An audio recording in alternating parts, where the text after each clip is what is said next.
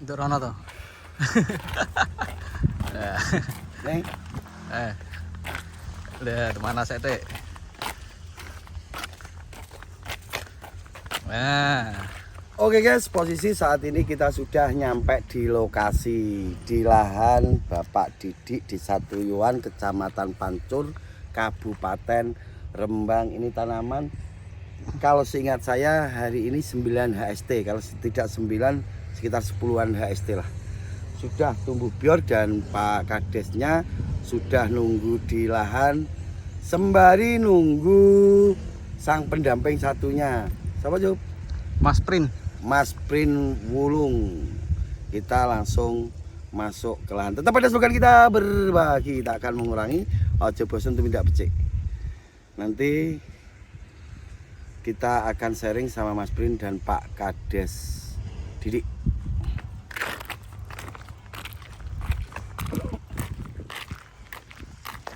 Sembari menjelaskan, ini saya bawa apa Juki? M23. M23. Pakai ini cepongkeng ngalah aja. Aja. Ini M23 untuk obat Pak. Persiapan untuk obat jamur. Kita masuk lahan, ternyata di 9 HST belum ada pekerja, guys.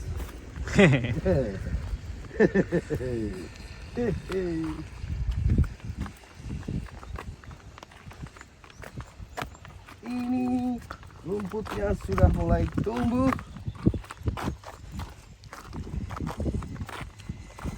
Gak apa-apa, 2 ton kena. Hai. Tanamnya disulami. Iya, Kurang kerap. oh keren. Itu luas di pinggir-pinggirnya. Disulami, ini acara dari mana ini? Bawang merah kok pakai disulami? Oh, benihnya lebih terus ditanam, guys. Pinggir-pinggir. Ditaruh paling pinggir.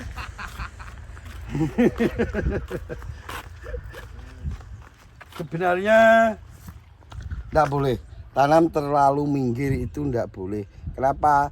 Nanti saat deblok itu kita tidak bisa deblok karena ada tanamannya. Mestinya yang benar itu sudah ada jaraknya, itu sudah benar. Jadi tapi rata-rata petani itu berpikir memanfaatkan lahan, guys.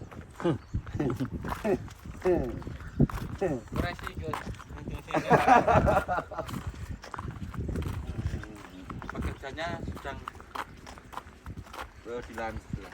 Oh, pekerjanya sedang ada di lahan satunya. Oke. Assalamualaikum. Waalaikumsalam warahmatullahi wabarakatuh. Siap. Ini kelebihan sini. Oh, di sana masih banyak. Alhamdulillah. Ini untuk M23-nya, sementara saya bawakan 2. Nanti yang 3 liter langsung dikirim ke alamat jenengan. Oh, nganten. Langsung dari pusat. Siap. Nunggu Mas Prin. Ya, Mas Prin baru OTW. Baru TV. Sekalian di sini mumpung masih nunggu Mas Prin, nanti kalau sharing hanya sama Pak Kades kurang lengkap. Harus ada Mas Prin, wajib ada Mas Prin. Dan saya sudah janji sama Mas Prin dan Pak Kades, insya Allah setiap 1 minggu sekali, paling lama 10 hari lah, saya akan ke sini. Terlebih kalau ada problem bisa saja nginep di sini, tapi saya berdoa semoga tidak ada problem. Jadi cukup 1 minggu sekali kita ke sini dengan happy. Adapun nanti kalau ada problem, kalau dibutuhkan saya harus nginep, saya akan nginep.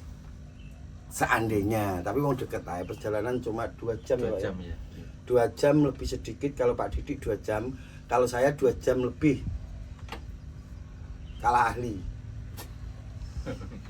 Kalah ahli, jadi drivernya kalah ahli. Kalah terbiasa. Saya jarang pakai nyetir sendiri. Terlebih kalau saya itu ada di Nganjuk sama owner Tajuk Giye, sama sekali tidak boleh pegang setir. Ya boleh. Ini di sini saya hanya ingin sedikit menjelaskan tentang M23 sembari menunggu Mas Prin. Yang jelas tanaman Pak Kades. Untuk Mas Bos Hendy, tugas Anda sudah selesai. Tanamannya sudah tumbuh bior.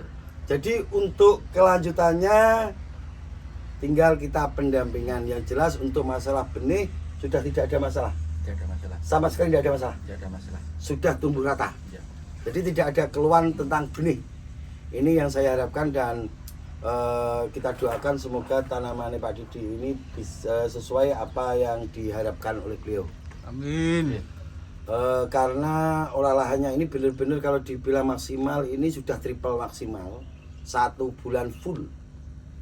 Sudah masuk organiknya sudah masuk, asam umat sudah masuk, terus asam amino sudah masuk. Untuk asam umat dan asam amino akan kita bedah minggu depan.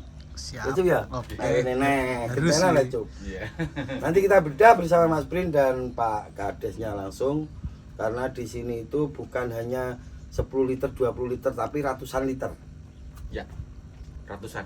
Ratusan liter asam amino dan humid acid. Humid acid hampir 300 lebih.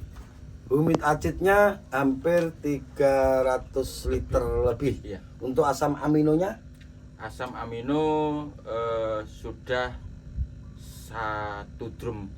Berarti sudah 200. 200 liter. Iya. 200 lebih. Ya, lebih ya.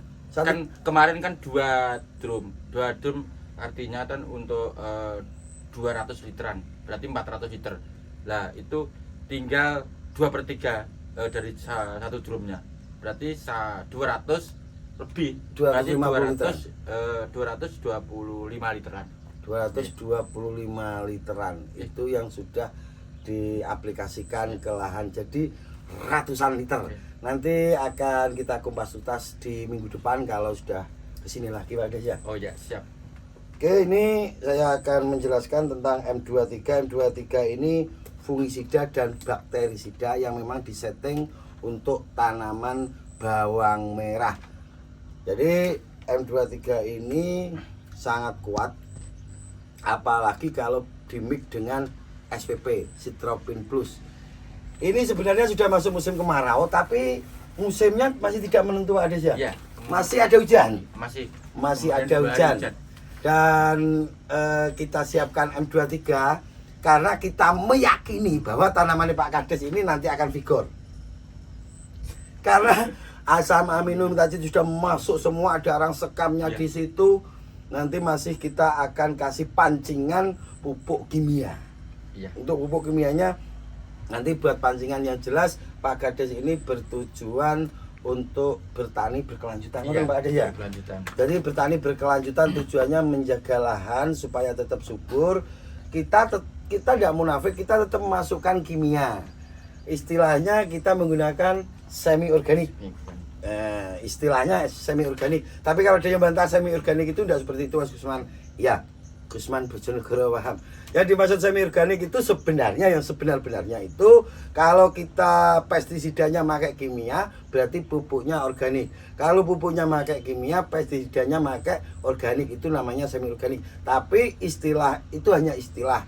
Ini Pak Kades juga memberlakukan semi organik, maksudnya sebagian besar itu memakai organik tapi kita tetap menggunakan kimia. Kenapa kita masih menggunakan kimia?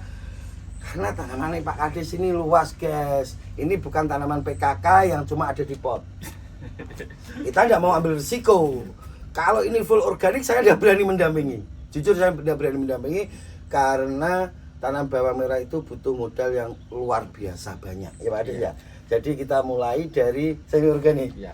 Kita mulai dari semi organik. Yang jelas tujuan Pak Kades ini sangat mulia, yaitu selalu menjaga kesuburan lahan.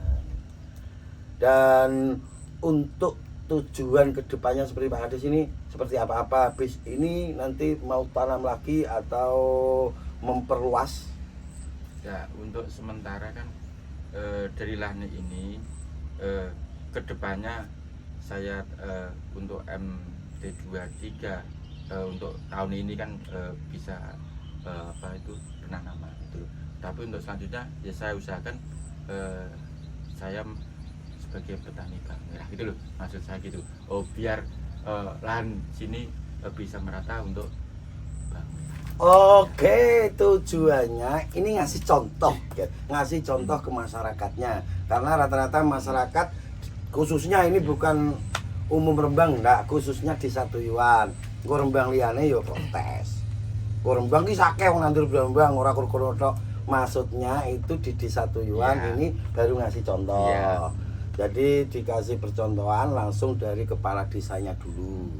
Dan teknik atau cara baik olah lahan atau perawatan nanti kalau ini bagus berarti bisa ditiru oleh yang lainnya, masyarakat yang lainnya. Iya.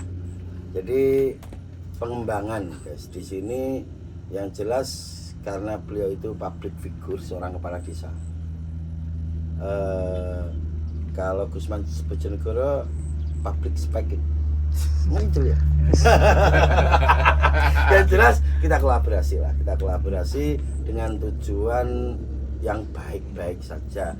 Karena saya berkeyakinan orang baik akan dipertemukan dengan yang baik pula. Insya Allah tujuan kita ini bertujuan benar-benar tujuan kita itu sosialisasi Pak ya. Sosialisasi olah lahan berikut tanam bawang merah supaya nanti masyarakat itu bisa paham dengan tata cara bawang merah yang sebenarnya bukan hanya karena dia itu sanggup nanam bawang merah enggak, tapi harus ngerti gimana budidaya bawang merah yang baik dan benar. Itu yang butuh kita sosialisasikan. Karena cerita dari Pak Kades ini meyakini bahwa masyarakat di Satuyuan, lagi-lagi ini masyarakat di Satuyuan guys ya, jadi tidak meluas kemana-mana, itu masih belum paham benih itu yang kualitas atau tidak, rata-rata seperti itu. Iya. Untuk olah lahan aja masyarakat sini dalam pengerjaan olah lahan itu kurang maksimal gitu loh. Yang dia tahu hanya untuk membuat gulutan dan ditanami. Ya, tanamannya itu ya juga langsung nggak mengukur jeda jarak pengolahan gitu, pengeringan tanah belum maksimal kan gitu. Tapi dengan pembelajaran ini kan dari awal untuk olah lahan, saya kira untuk lahan ini ya cukup, ya sudah cukup lah dari pemberian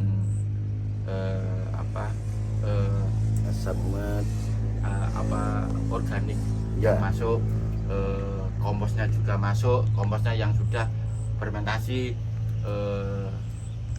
untuk mineral alami juga masuk di situ lewat pasir yang bersumber dari Gunung Merapi gitu, yang asli itu kan sebagai kita belajar supaya gimana tanah ini menjadi lebih subur lewat pengolahan alami gitu loh. Setelah itu kan kita tinggal merawat. Lah merawat itu kan nanti masuknya kimia itu tidak melebihi target gitu. Maksudnya dalam hal ini kan cukup sedikit tapi bisa maksimal dalam pertumbuhan gitu, Mas Gusman. Oke, itu penjelasan dari beliau. Yang jelas kalau kita kebanyakan memakai kimia sudah otomatis banyak residu yang ditinggalkan ya. Kalau kita memakai organik setidaknya itu juga akan mendegradasi residu yang ada di lahan kita. Residu ki gampangane lho guys, kau nggak paham ya. Residu ki sesuatu yang ditinggalkan di lahan kita yang tidak baik. Apapun kimia sintetis apapun, baik dari pupuk maupun dari